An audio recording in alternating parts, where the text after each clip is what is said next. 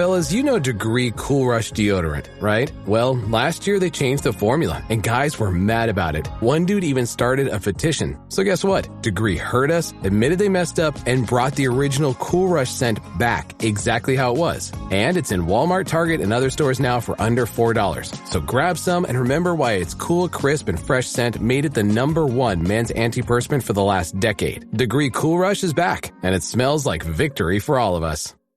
The last thing you want to hear when you need your auto insurance most is a robot with countless irrelevant menu options. Which is why with USAA Auto Insurance, you'll get great service that is easy and reliable, all at the touch of a button. Get a quote today. Restrictions apply. USAA. Hilton brings you new ways to stay, with experiences that let you capture the glory days. Introducing the Graduate Hotels. Each inspired by local college towns, these stays are always original and never boring. Get in touch with traditions all across the country and enjoy a stay that's a class above the rest. Book at Graduate Hotels with Hilton Honors Points at Hilton.com. It's a win-win. Hilton, for the stay. From the Fifth Quarter Studio in Madison, Wisconsin, you're listening to the Coaching Youth Hoops Podcast. They're playing basketball. Basketball. Here's our hosts, Steve Collins. And Bill Flitter.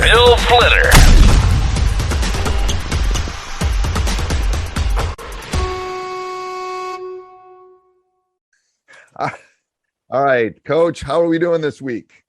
Amazing, absolutely amazing. You know why? What? Because I get to talk with you about basketball, something About I youth love. basketball. I know. About youth basketball. Yeah, know. absolutely. So, I know. and if you're tuning in right now, guess what? They love to hear us talk about youth basketball as well. So. I hope we didn't bore them too much last week. I'm hoping. Well, today we're going to hit them pretty hard. Good. All right. So if you're driving in your car, pull over. If you're out for a jog, get your notebook out or your voice recorder, something, because you're going to want to take notes on this one. If you ever thought about coaching, thinking about coaching, want to coach, are coaching, this is one I think is really important. And we're going to talk about the 5 things I wish I knew when I first started coaching 10, 12 years ago, that somebody would have sat down with me and said, young man, this is what you need to know about coaching youth basketball. You needed Yoda. You needed your Yoda. I did. Where was your Absolutely. Yoda? Yes. Yeah. And some of these things I figured out this year or in the last couple years. So it'll be interesting. All right. And I'm letting Coach run with this. I'm just going to jump in. So go ahead, Coach. And these are not in any specific order. So I got 5 things we're going to share today. All right. So first thing, I think this in the last couple of years just really hit me hard because I always second guessed myself. Okay, so number 1, there are an infinite number of ways to coach the game of basketball, right? You're the coach, you coach what you like, what you know, and fits your team. Don't second guess your decision, right? Everyone has an opinion, right? Especially those people who are not coaching on the team, if you know where I'm going with that one.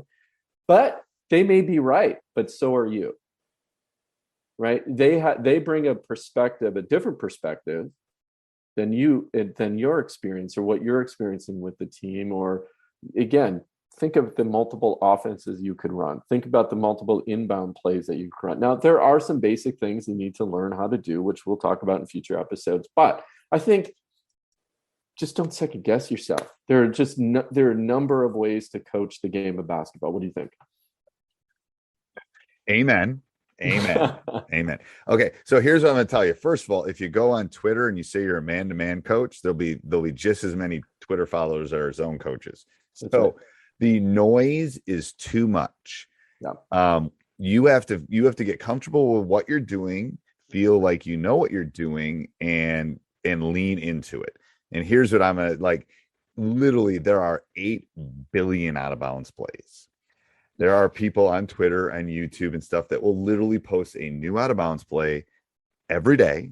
that Villanova ran and Kentucky ran and blah blah blah ran. Great.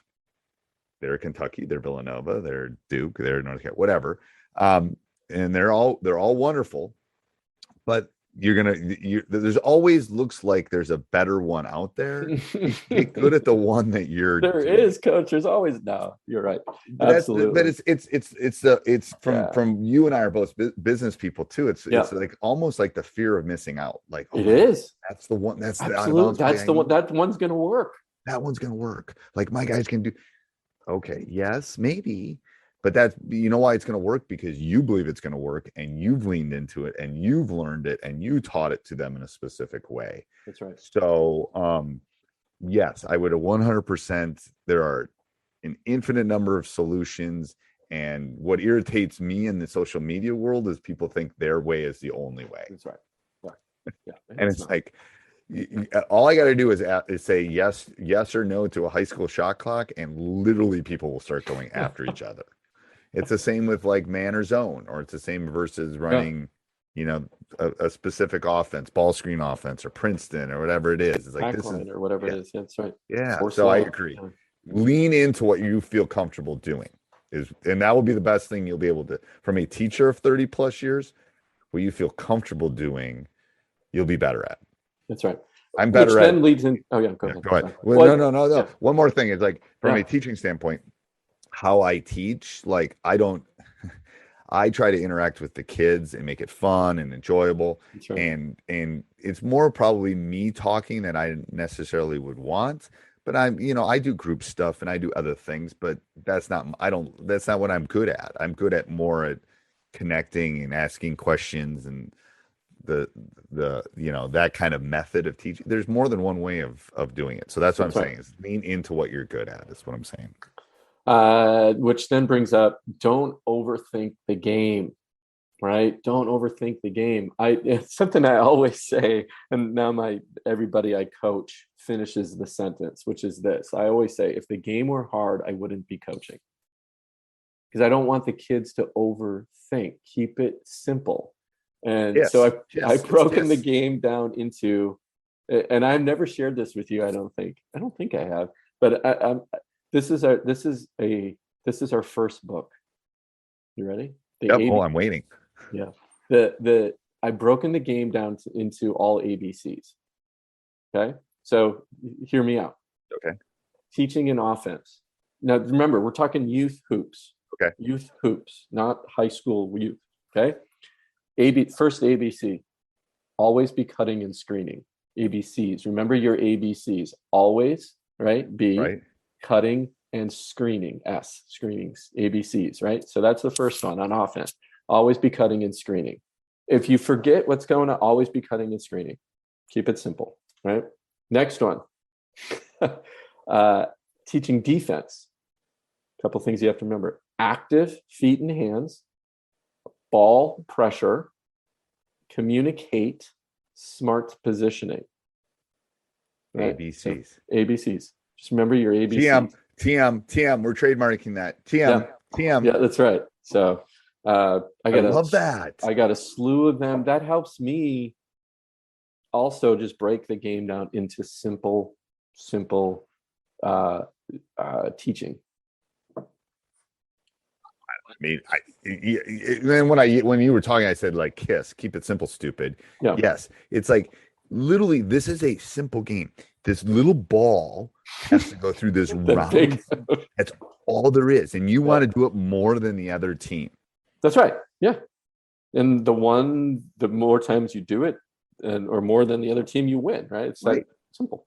Right? It's pretty simple. It's pretty simple. And people complicate it. It's like, that's where I tell the guys, when you turn it over, then you can't put that little round ball through that little cylinder when you turn it over. That's right. It's like, I love the A, B, and C thing. Oh my gosh.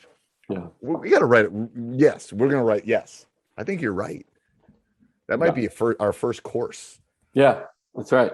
That's ABCs a good point. Of youth basketball. Done. TM. We're trademarking it. Don't steal it. I'm telling you, my lawyer will call you. That's right. Well, and then there's a number. I mean, even my son, who I started coaching him in third grade. Still, he's a freshman in college today. Will come home and just like come up with something that'll trigger something I used to say. But he always says, "Dad, low man wins. Low man wins." Like he's got these little sayings that just help, right? Help the game. Like this is one I picked up the other day. I love this one. If you're coaching in a more like in a religious type of league, you can say this. Not in a public school, probably not. Hands to the heavens. Hands to the heavens, right? So when you're guarding someone going to the hoop that they're on, right, one-on-one, hands to the heavens. Or hands to the lights if you're in a public school setting, right? Yeah, you don't want to get yes, that's true. But anyway, anyway, just break it down. So that's number 2. So don't overthink the game. So you'll love this one. This one, you're a teacher first. The court is your classroom. Come with a lesson plan and teach. You're not a basketball coach. You are a teacher. Yes. First. Yes. And here's what I would say to that. If let's say you're youth coach and you have 2 practices a week, okay, you should, and they're an hour and a half. Let's say there are 2 practices a week and they're an hour and a half. You should go into your classroom or your court with 2.5 hours worth of material. Like I always have more stuff to do than I can necessarily get through in a class period. So like Monday when I'm going in and I'm teaching chi-squared for all the people that are stats teachers. It looks like a cursive X. Anyway, it's goodness of fit, actually. I'm going to basic math. It's not 1 basic + math. 1 equals 2. It's AP statistics. It's in 26. We have our tests in 26 days. But anyway, I will go into that classroom for that 55 minutes and probably have an hour and a half worth of stuff to do. If I don't get through it, it goes to the next day. And then I just kind of ripples through because I don't want to like be done early. I want enough material to be able to teach. And that's the planning part. Now, am I better at it now after 30 plus years that I probably know how much I can get done in 50 minutes? Yes. Halliday presents, in the red corner, the undisputed, undefeated Weed Whacker Guy. Champion of hurling grass and pollen everywhere. And in the blue corner, the challenger, extra strength Halliday. Eye drops that work all day to prevent the release of histamines that cause itchy allergy eyes. And the winner by knockout is Halliday. Halliday, bring it on. I'm really good at it, actually, because I've done it for so long. More than half my life I've done it. So, but as a youth coach that probably hasn't done it as much, have more rather than less. Because you don't want to be stuck with a bunch of third graders and have 20 minutes left before mom and dad come and pick them up. That's right. You want more material than less. And that's just a teaching hint for you in your classroom. But I would agree. You got to teach it like you got to have a lesson plan. Don't come and wing it. No. That won't work, and they won't learn. I had coaches that used to, when I was coaching, again, 3rd grade through whatever grade, 8th grade. I mean, you should see my practice plans. 3rd grade level doesn't look any different than the 8th grade level. It is by the minute. Here's what we're doing, right? And the coach is like, you sat down and did all of those? Absolutely. I didn't want to wing it, right? I wanted to stack it one thing after another. And then if there were some things where I'm like, you know what, they're not getting it, I either moved on or changed the drill the next time, right? And I would, right. And here's the issue too, is like you want more because, like you said, some things aren't going to work. Like I've literally started a lesson and stopped at 10 minutes in and gone, this ain't working. Like I got to tank this and move on and do something else. But yes, I think 5 minutes. You don't have to do it by the minute. I think 5 minute increments are good. Especially when you get really good, you can break it down even more minutia than that. But for a youth coach, you have those 5 minute kind of increments, and we'll talk specifics later on. But definitely treat it like, and most people that are these youth coaches are not. They're working all day. I was telling you with Little League when I was like, it's 3:30 and Little League practice was at 4:45. Man, I would have given my right arm for someone to go do this. But absolutely, I'm just scrambling. Tell me what to do. Right. And just when to do it. Well, that's why we're here. That's why we are. We're going to help you. We're going to help you on that journey. Yes. Go ahead. And one of the things that you brought up too, it's like I'd literally get out my phone. 5 minutes. Here we go. right? Next drill, and then move on. Because one, especially the younger they are, if you hold you're going to be stretched if you hold their attention for 5 minutes, or you better move on to something else. Yes, right? that's a great thing. For those of you are listening, he held up his phone. Set the timer on your phone. As a high school coach, I put it on the big scoreboard. You won't have that. Yeah. But put it on there. I'm going to tell you, as a youth coach, you live in now. Third graders aren't on TikTok, but they are in a social media. They are in a fast-paced world where their attention span is not what it was in the '60s. I'm telling you. So you got to keep things. I refer to it as, probably not PC, but I refer to it as a machine gun practice. You want to go fast. Boom. Good analogy. Next. Get on to the next one, because their attention span, especially the younger they are, that you got to keep them active and don't have them standing around. But we'll dive into that. Yeah. All right. Next one.